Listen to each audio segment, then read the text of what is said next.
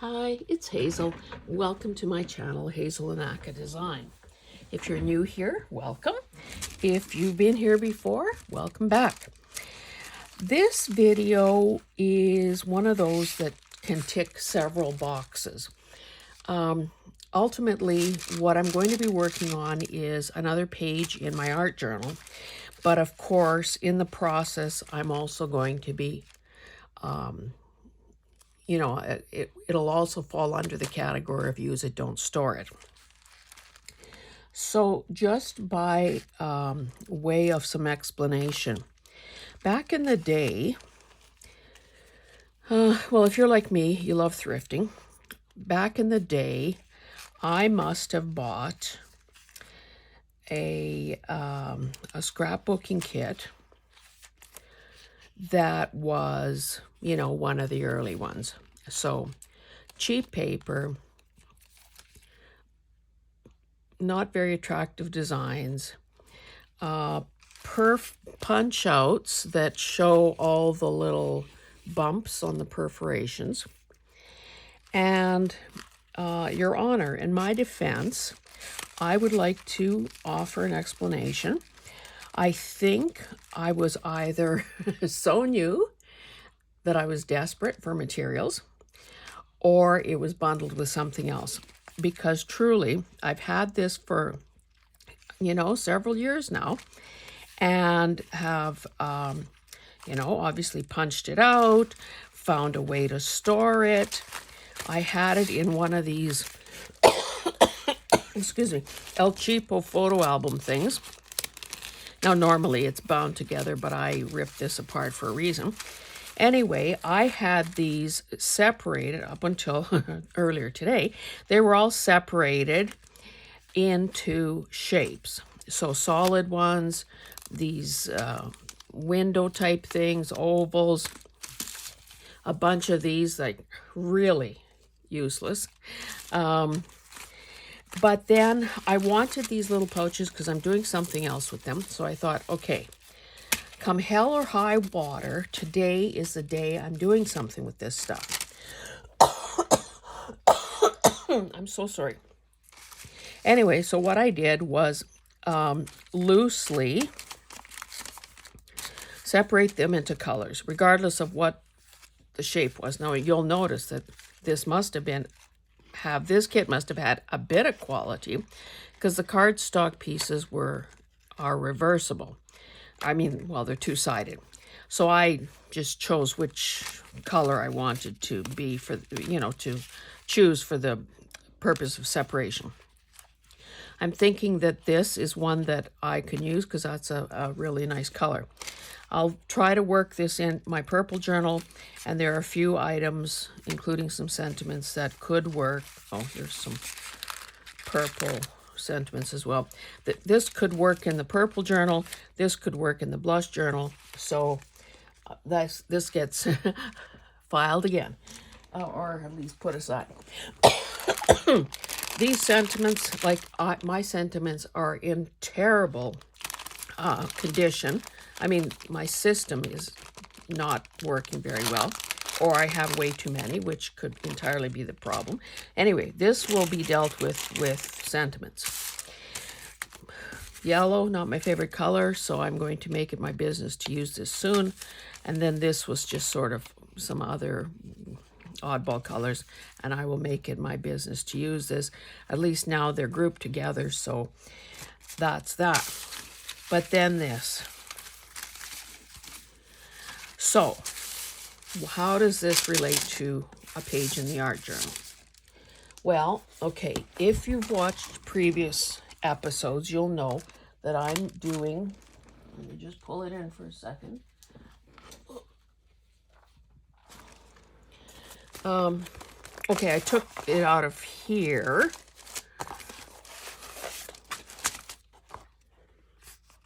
Oh, don't own it. Well, that's no damn good. Did I turn it upside down? No, this is upside down. Okay, so this will go back in here, and then I'll have facing pages like that. So I'll show you in a minute what I did there. Anyway, this is basic. I've told the story before. I'm not going to repeat it. So this is kind of what I've been working in with you guys recently, plus some old pages from before. So I picked a page that, was obviously had something on that side. And I picked this page because I thought, okay, yellow is not a favorite color. If a person had to say, well, what is the predominant color in this photograph? You could say it would be sort of yellowy earth tones. And this page was also not prepped in any way. It wasn't gessoed, didn't have any paint on it or anything. So I thought, okay, let's kill two birds with one stone. So using my matte medium and this bristle brush, I began gluing these things down. And originally I just started with these three. And you don't have to be a genius to know that if three things are pointing in a, oh, maybe I had these four. If four things are pointing in a certain direction, this is where the focal point will likely end up. And if we remember anything about where focal points should be positioned in a piece of art, there's sort of that golden mean rule. And again, we've talked about that in the past. So I used the matte medium and this brush. I used it as an adhesive, so to glue the pieces down, and then again over the top to help seal them in. Now, if I hold this way, you may be able to see I don't have perfect adhesion, and at this point I don't think I'm going to worry.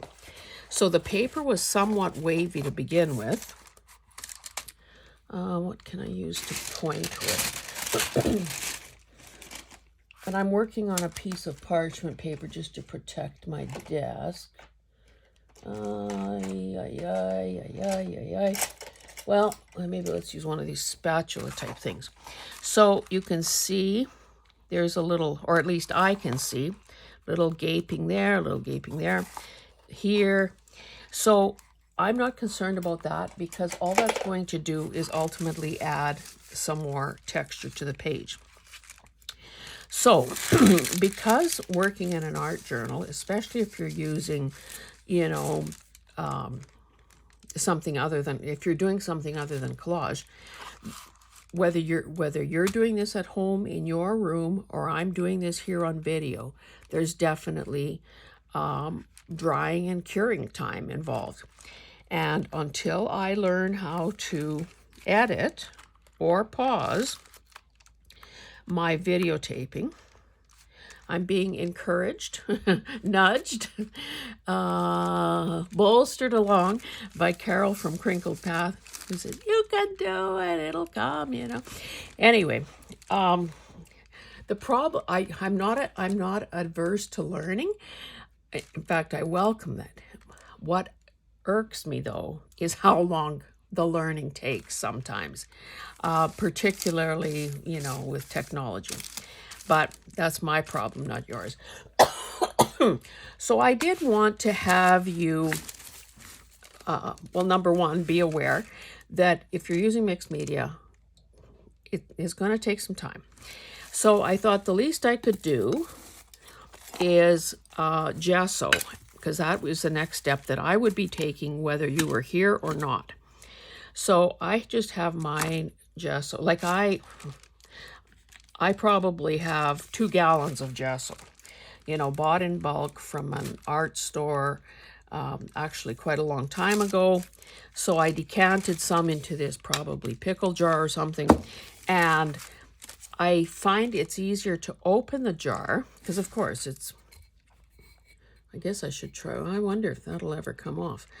You can see it's a bit slopped up around the neck there, and this just makes it easier to unscrew that jar. So all I'm going to do is dip in. Now I did wash the brush, of course, after using the matte medium, otherwise it would be a solid stick. And I'm just going to begin, and the brush would have been relatively dry. You know, maybe it had a bit of moisture still in it, but that was a little while ago. Now to speed up, to gently and passively speed up the drying of this, of what I had done, I just propped it up near the floor register. So of course, when I'm taping this, it's during a bit of a cold snap. Furnace is running, you know, a little more often than obviously when it's not as cold. So I could continue to do other things rather than, you know, like that whole old wives' tale about a watched pot never boils. Well, a glued or to convert that to terms more applicable to us, if I was waiting for this to dry, you know, sort of just watching it dry, akin to watching grass grow, it would have taken a lot longer. Now I'm tending at this point to go in the same direction. I see this corner is really not sticking down very well, but that's fine. So what I am doing is essentially unifying the whole background here. So, you know, this brighter part of the window frame is going to look different than, you know, say the dark, what color would that have been? Sort of almost like an ochre color off the walls that are in shadow. So, geez, I should maybe have another piece. That's probably wax paper. So I don't get gesso on the other side of this page. So, you know, the same sort of thing applies now. Until this has dried, you know, we're kind of stymied. So again, if I wasn't doing a video, I've got my gesso here open. I've already dirtied my brush. I would be looking for some efficiencies, you know, some time management, and I would be gessoing other pages. Now, once this dries, I will decide if it needs another coat. I could also, at this point, oh, too bad I didn't bring a bag to, oh, maybe let's wrap this up so this brush doesn't start drying. What I could do at this point is take a wet wipe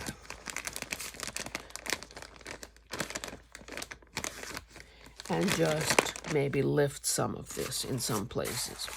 And again, do I have a plan? No, I don't. But it's playtime.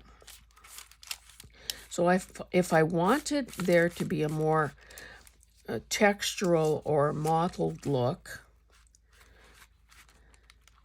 maybe I want to reveal more of that window frame there. Since that was a... And again, the reason I chose, excuse me, the yellow side of these triangular shapes is because it's not a color that I normally would gravitate to using. So you can see that already that has changed how this might look. Now we don't want to just do that in one area probably, so maybe we'll do it along here as well. So I said that I started out with 4 pieces and sort of making the focal point there. I also did other things. I varied the height of these things.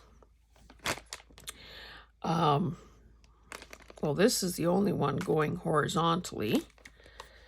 I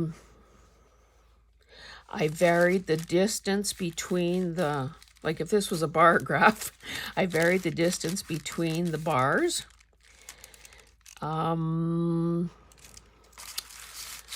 Yeah, I tried to put a wee bit of randomness into it.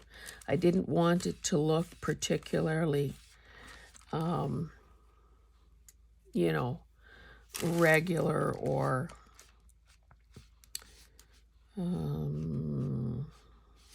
you know, too symmetrical, because that tends to be boring too unless you counteract it in some way.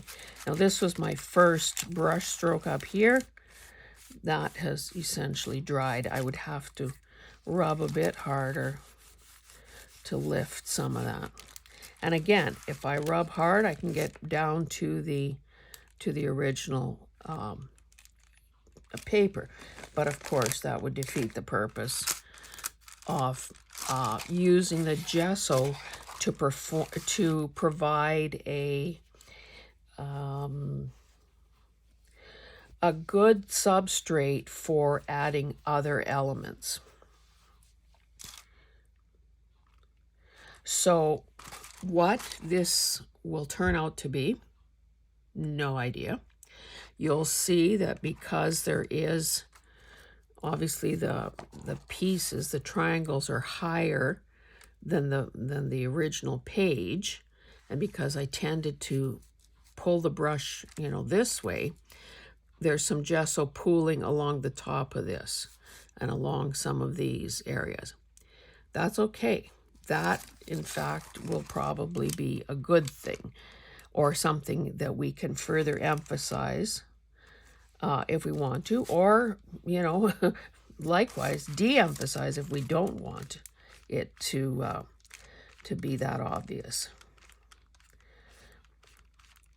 So I guess, you know, this is going to be, unless I just talk a bit more, this is going to be a relatively short video. What is that, 12 minutes or 17 minutes? 17 minutes.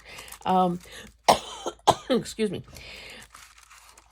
I could, I suppose.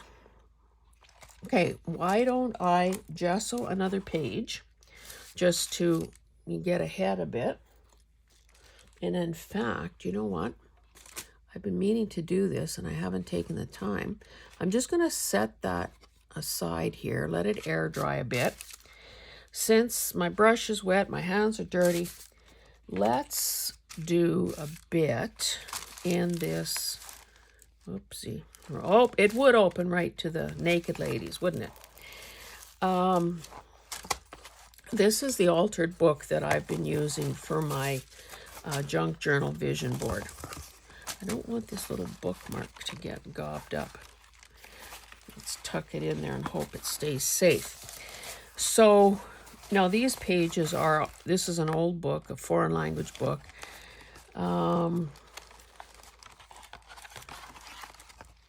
Oh, you know what? Maybe I don't even need to. No, sorry, this isn't the book that I need to gesso in. Although I did here and here and here. Well, maybe I do need to gesso. Okay, let's just quickly do a couple pages while I'm talking so that I have a place to do my March. This is late February as I'm doing this.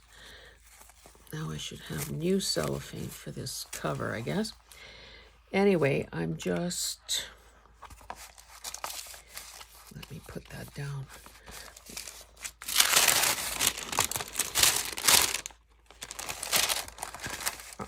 Sorry, I had that brush in my mouth.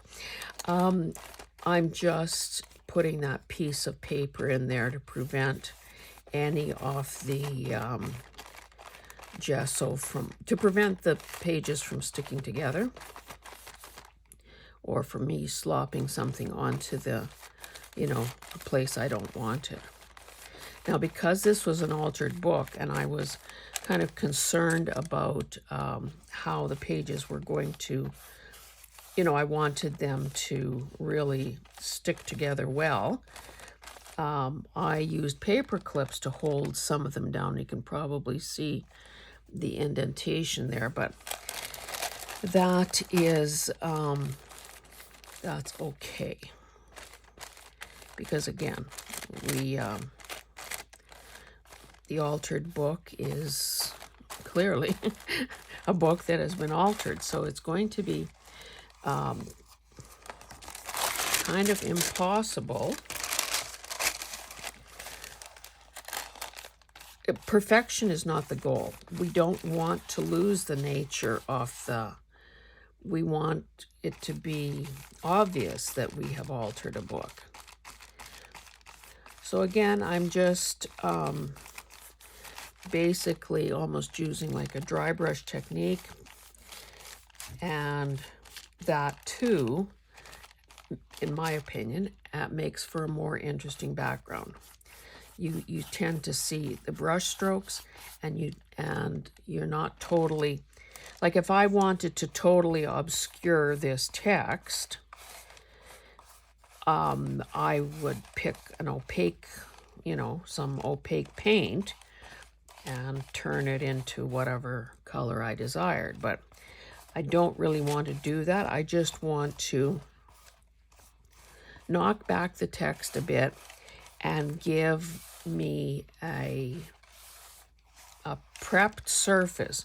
So whatever I add to this is going to, the pages will have a little more integrity as I add, paint or other media to it. So it gives the paper some tooth. Not that that would have been an issue with this old paper, because it is very nice. It is very absorbent. The color is pretty good even. So anyway, I'm going to set this aside now so it can dry, air dry.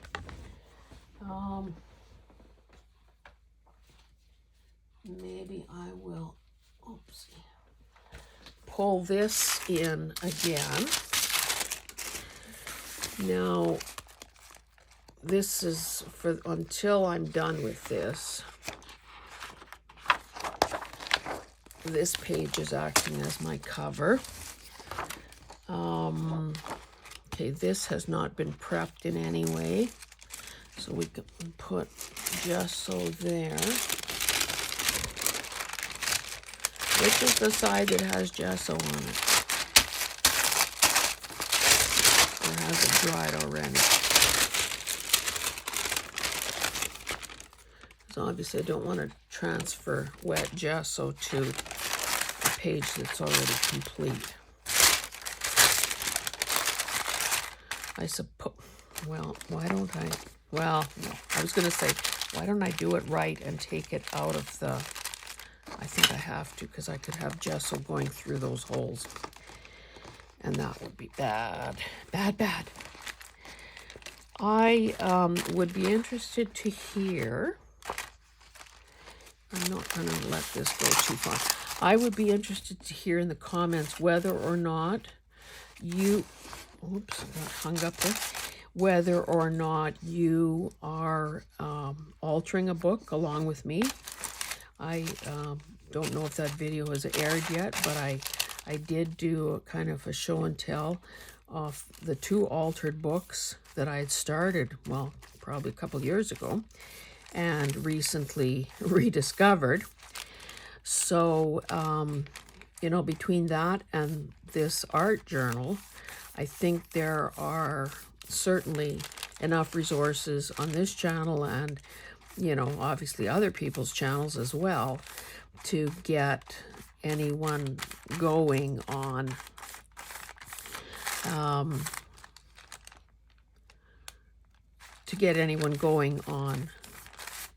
either an altered book or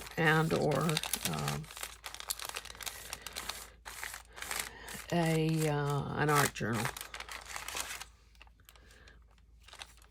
And I really hope that you do it. This is like sort of almost, this is like going to the playground. You know, you get to leave your adult self behind and or at home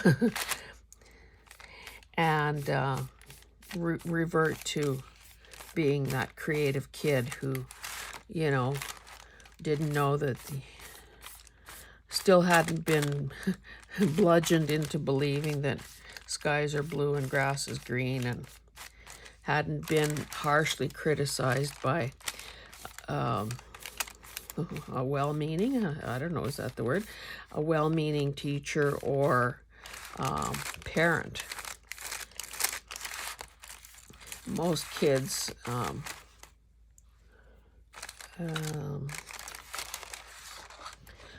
egos, I think at that age, are probably pretty tender. And, you know, if you believe anything at all about birth order, you also know that if, like me, you're a firstborn, you want to, you try your darndest to please. Yeah, it was probably foolish not having the backs of these pages prepped. Oh dear, the ring came right out. Well, 2 out of 3 ain't bad, I guess. Okay, let me close this up and get this book out of the way because I can see disaster on the horizon.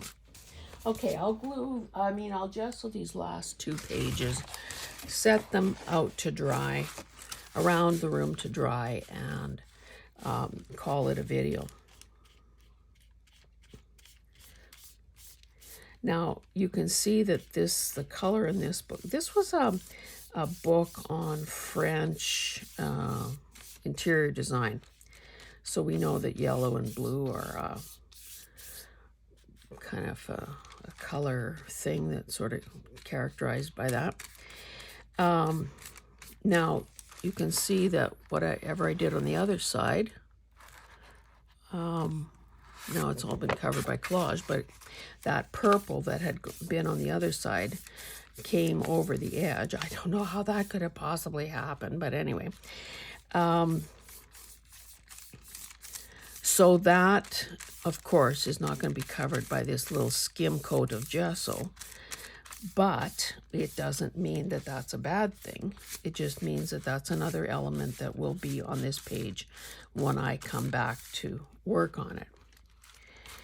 So again, I'm kind of using a light hand here, and I'm also thinking that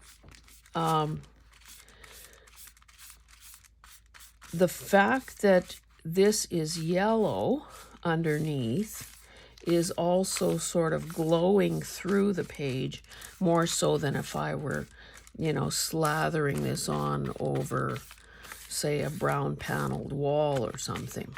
I mean, not a real wall, but a picture of a wall. So rather than fight this in when I come back to do something on it, it would behoove me to embrace that sort of goldeny glow that is coming through. And I'm going to stop there on this one. Now, again, how many coats of gesso you want is going to depend on what you, what your ultimate goal is. If you want better coverage than I'm getting, and of course, it all depends on what you're putting the gesso on as well.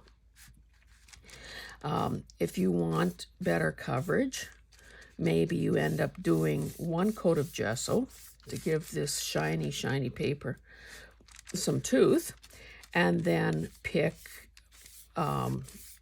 again, a more opaque acrylic paint, because some, are more opaque than others. And then maybe your second coat ends up being what you want your base color to be. And again, Some of this obviously is trial and error. Some of this is based on the experience you have. Let me try not to. Some of it depends on the amount of experience you have, and some of it also depends on what final look you might be going for. So for instance, if I wanted, maybe I wanted to sort of capture the idea of a night sky or something, I would probably want, some pretty dark blue, purpley, gray tones. And if I wanted my little stars to really, those pinpricks of light to really show up, I would probably want a fairly dense, opaque background. So that's quite a bit different than something light and airy, like maybe a spring garden type thing, where maybe you just want an indication of blue sky, and what you're going to have in front of that are a bunch of, maybe you're collaging a bunch of flowers on top of there. I'm just trying to get some of this gesso that has reached down to the ferrule of the brush a little bit more off there. Again, I'll just wrap this up so it doesn't harden. Put this cover on loosely and set this one as well to dry. Now, I guess before turning off the camera, I could, now this feels dry to the touch, but I don't think I want to put a second coat on, because then I will lose those areas that I have where I've lifted the color with the baby wipe. So I am going to stop there, and the next time we get together to work in the art journal, it will be after I have assembled some more supplies. Again, do I want to worry about this? Probably not. Like, it's really not going to go anywhere. So I think for the time, and I mean, I guess the point will come when I won't be able to fix it, if fix is the right word. I mean, I guess this one will always be accessible from the bottom here, but some of these, after more layers are added on, it is not going to be possible to get down there to glue it. And I'm also bound and determined to use the rest of this stuff up. So, will I choose, and nobody knows, will I choose to add more of these things and create yet another layer? I don't know yet. That is a possibility, especially if I go, okay, let's think this through. Maybe these become stylized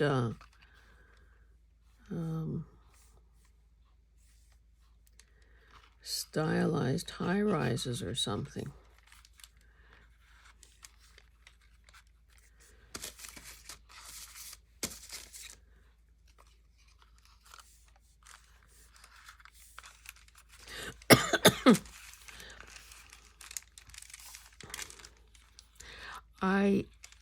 I'd be interested in the comments. Tell me what your favorite shape is. I have said in past videos that I like rectilinear shapes. So in other words, squares or rectangles. Circles have their place. I do not particularly like triangles though. And I suppose I could have, broken that off and made that blunt, you know, turned it into a rectangle. But I thought, where is the learning in that? Now, if this is a skyline, then I have an issue with the top there.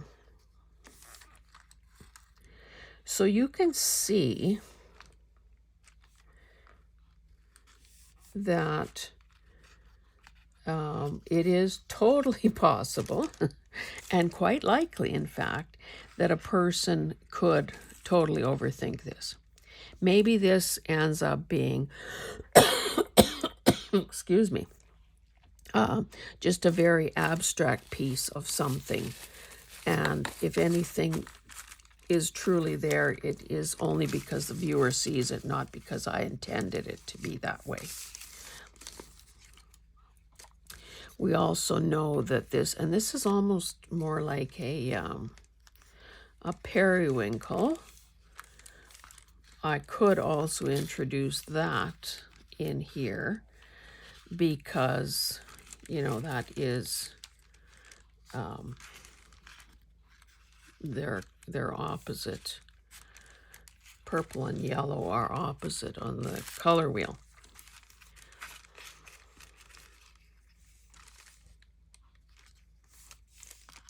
So I'm going to think about this some more, and it will depend. I like what we have here so far, but if my real intention, and I do have this in a second size, I've used some of them there. If my real intention is to get rid of this, never having to touch it again, then I may just keep building and building this up till all of these are gone.